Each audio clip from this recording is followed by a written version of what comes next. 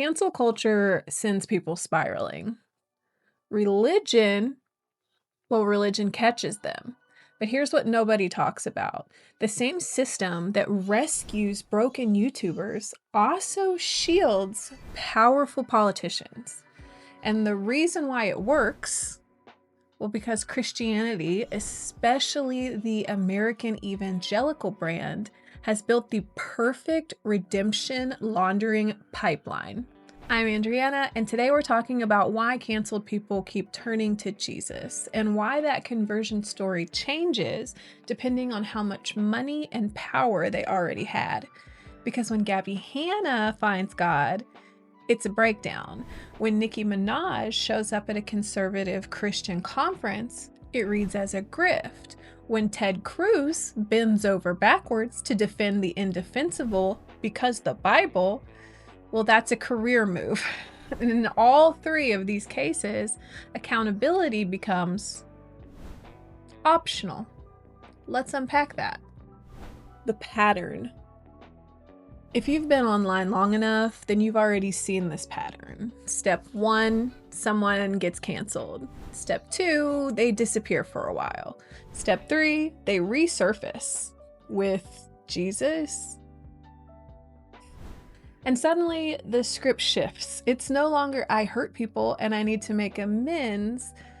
Now it's more I was lost and now I'm found. The harm is still there and the victims are still waiting, but now there's a new authority figure in the room and it's God. Let me be clear, I'm not saying faith can't be real. And I'm not saying that people can't genuinely change. I truly believe that second one. What I am saying is that American Christianity has built a redemption system that lets people skip accountability and go straight to forgiveness. And that system works differently depending on who you are. There are 3 main types of people who enter this pipeline. And their reasons are very different. So type 1, I'm calling the broken influencer. So for this one, think Gabby Hanna, think Trisha Paytas. People in crisis, people spiraling, people whose mental health, relationships, or careers have collapsed. And I'm not saying this as shade, I'm actually a Trisha Paytas fan. But I am pointing to a pattern that shows up when someone's entire public identity seems to fall apart.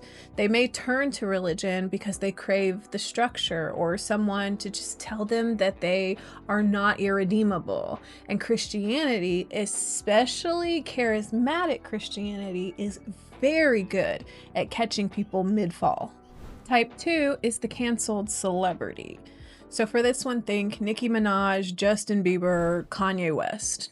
These are people with fame and wealth and access, but a damaged reputation. So they may turn to religion because it offers image rehab and a redemption narrative. And it also offers a community that will literally defend them just because they are saved.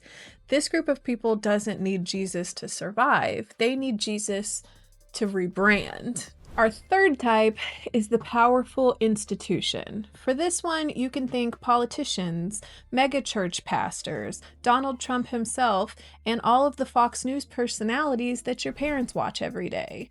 People who were never canceled because they built the system. They don't turn to religion, they use it. For them, Christianity isn't just a lifeline, it's a shield. Let's start with Gabby Hanna because her story is a textbook example of how this pipeline catches people at their lowest. So Gabby Hanna for years has had a reputation of being involved in public conflicts with other creators. She's made videos using other people's business and trauma as content, from inserting herself into a victim's essay story, not to support the victim, but to defend the accused, to sharing private information about another creator's sexual health with a mutual without their consent. Her expose content about other creators often weaponized their vulnerabilities. And then, after a very public and very scary mental health crisis filled with erratic TikToks and grandiose claims of being like a prophet, She found God. Not apologies, not accountability, just God. And honestly, I've been there. I have been there. Now, I want to be really careful here because I'm not saying that Gabby's faith isn't real. I am not saying she doesn't deserve compassion. What I am saying is that when someone with a history of harming others turns to religion instead of accountability, the people that they hurt are just kind of left in limbo. Because now, instead of I hurt people and I'm working to make amends, the narrative flops to I was sick, I was possessed, I was lost, but now I am saved. And the subtext is clearly that was the old me. The old me did that. The new me is forgiven, so let's get with it. But the people that she hurt, the other creators that she exploited, they never got individual public apologies, nor has there been any visible accountability process. What they did get was a vague, generalized sorry for a lot of the stuff that she's done before, and then silence. So why does this keep happening? Well, Christianity, especially charismatic, born-again Christianity, offers a few things that are deeply appealing to people in crisis. It offers certainty in chaos. A lot of times when your life is falling apart, black and white answers feel like relief. It offers a clean slate. You know, the verse, you are now a new creation, the old has passed away. No messy amends, no big apologies, just a little spiritual reset. It also offers a community that won't ask hard questions. If you're saved, you're in. Doubt, that's the devil. Criticism, that's spiritual warfare. And look, I do get it. I grew up in purity culture, and my deconstruction, I'm only a few years into my deconstruction process from Christianity. But here's the thing. When we prioritize spiritual transformation over accountability to the people that were hurt, we're not healing. We're just laundering the harm we've done through theology. And the people broken influencers hurt on their downward spirals, the people who were manipulated, exploited, gaslit, or ignored, they're just still waiting. Because I found Jesus is not the same thing as saying, I'm sorry, I was wrong, here's how I'm going to do better. Redemption without accountability isn't actually redemption. It's just rebranding. Now let's talk about the second type, the canceled celebrity. These are the types of people who actually don't need God to survive. They need God to rehabilitate their images. Our most recent and honestly most blatant example of this, Nicki Minaj. Nicki Minaj gave a surprise appearance at Turning Point USA's conference. TPUSA is a far-right Christian nationalist organization. They are anti-trans, anti-abortion, anti-LGBTQ+ rights, and anti-Nicki Minaj until here recently, interestingly enough. Minaj, Cardi B. Okay, Nicki Minaj is causing dads to leave the home. Hold on a second. I don't think that's a good role model for 18-year-old black girls. I don't.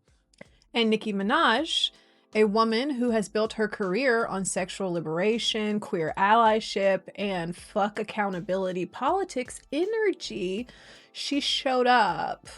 And she didn't just show up, she showed up ready to perform. No, not music. They never would have let her do that. Instead, she gave them what they wanted. She made transphobic comments. She leaned into conservative talking points. She confessed her attraction to Trump. She positioned herself as a victim of woke cancel culture. And the audience loved her. Because here's the thing, Nicki Minaj has been dealing with public backlash for years. She married a registered sex offender. She repeatedly contacted and intimidated his victim. She was accused of paying off witnesses. She repeatedly defended her brother who essayed a child. And the more people that call her out, the more she doubles down. But now, Well, now she has a new audience, an audience that doesn't care about her past or predators. An audience that's willing to defend her simply because she is willing to attack the right people in the name of Jesus, of course. Trans people, feminists, Black women, the left. And suddenly, Miss MAGA Minaj herself has a lot of new opportunities. Thanks to the temporary support of her new bubble, she's rebranded. And I do think this is where the grift becomes really obvious. She didn't find Jesus, she found a market. The conservative Christian media ecosystem loves a good redemption story, especially when it's someone who used to be on the left. Because it's not about faith, it's about validation. It's about, see, even Nicki Minaj agrees with us now. And for someone like Nicki, whose mainstream popularity has tanked, this is a lifeline. It's a new fan base, it's a new revenue stream, which rumor is she really needs. It's a new identity. And all she has to do is attack the people who held her accountable in the first place. And this works because the conservative Christian ecosystem does not care who you were before. They care far more about who you're willing to fight. And Nicki Minaj's past does not disqualify her. Her current targets, though, do qualify her. So she's in. Justin Bieber, for example, he had a history of assault and reckless behavior. He joined Hillsong and said the right things about purity culture. So he's in. And here's the truth.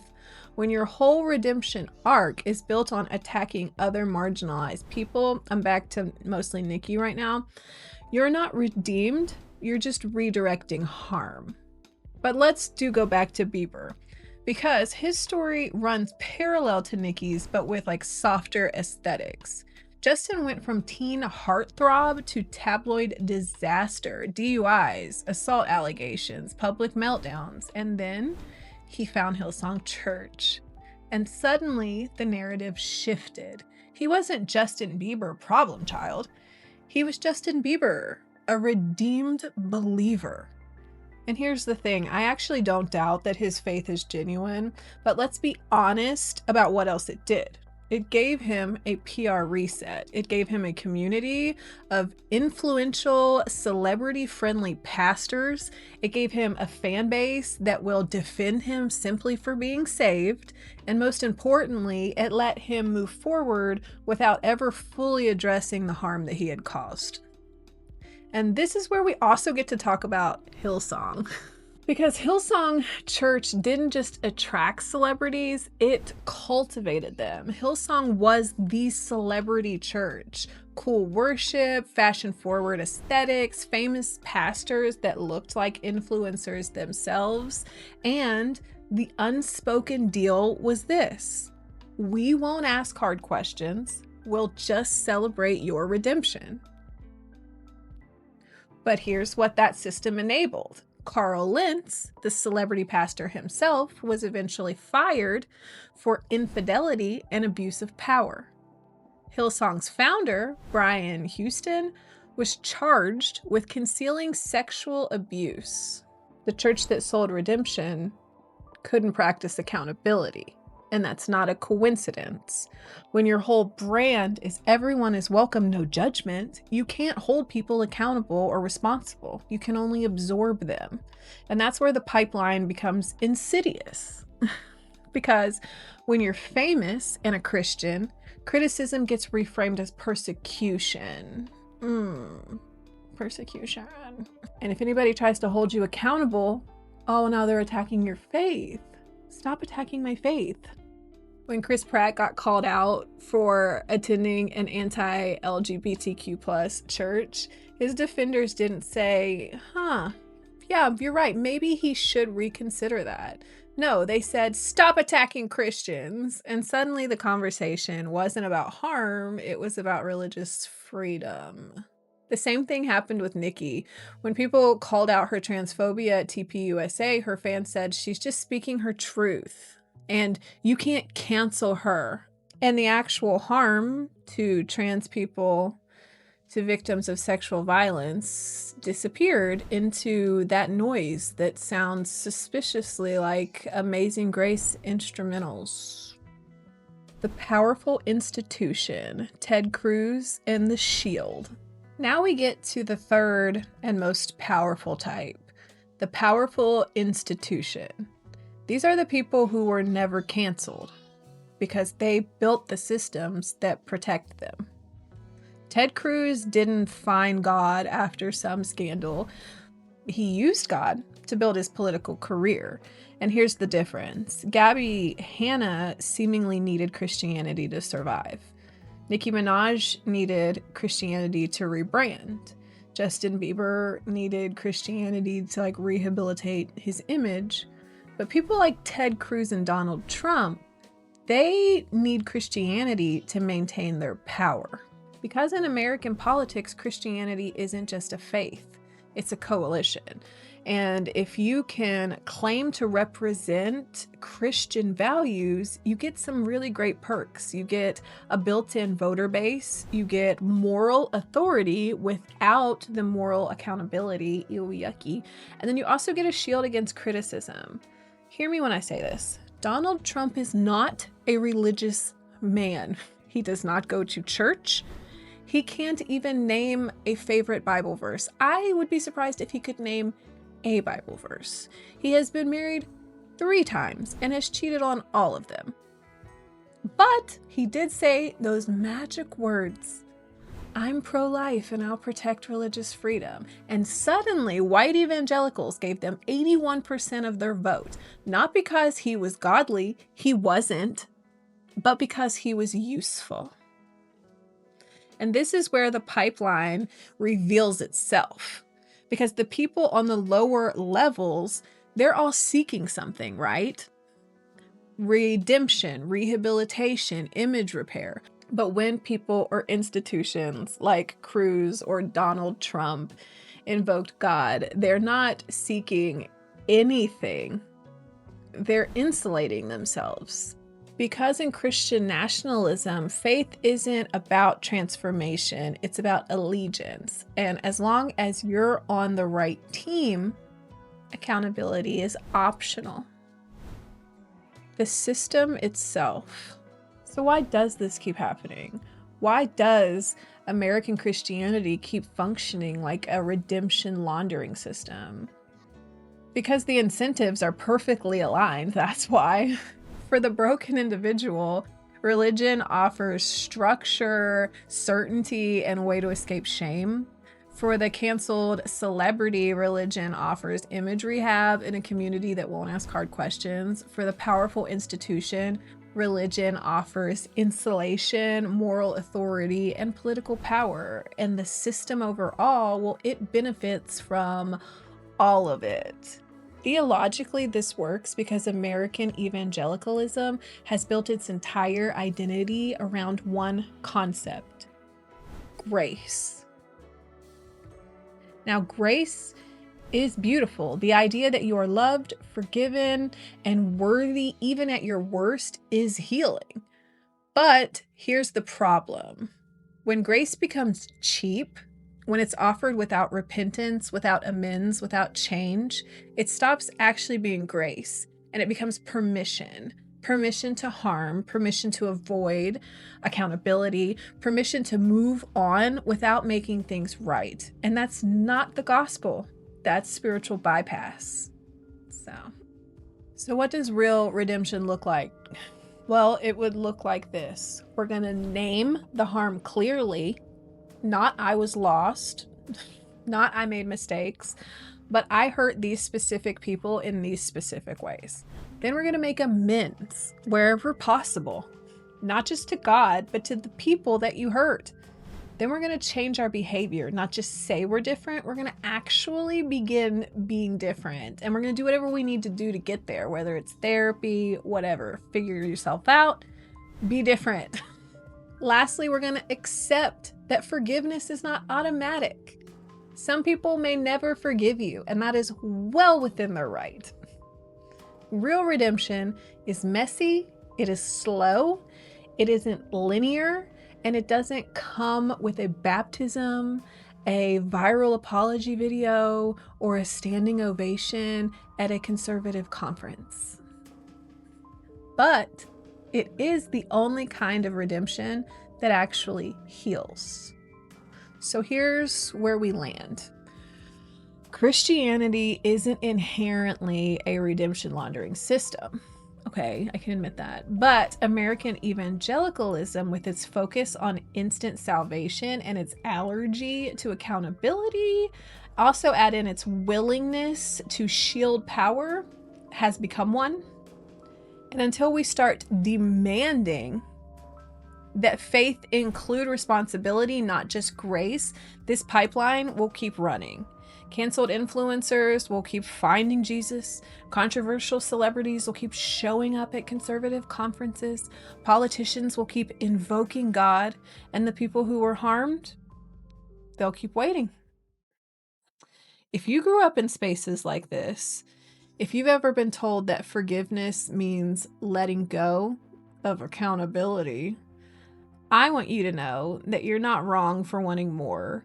You're not bitter for expecting apologies. You're not unforgiving for refusing to accept cheap grace. Real healing requires real work, and you deserve better than forgiveness that skips accountability. If this video helped you name something you've been feeling for a while, make sure you hit that subscribe button because it lets YouTube know that this conversation matters and it's important to people, that people need to hear it.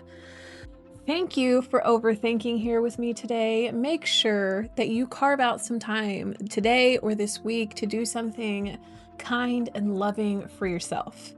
Like a nap. Why don't you go have a nap? You deserve it.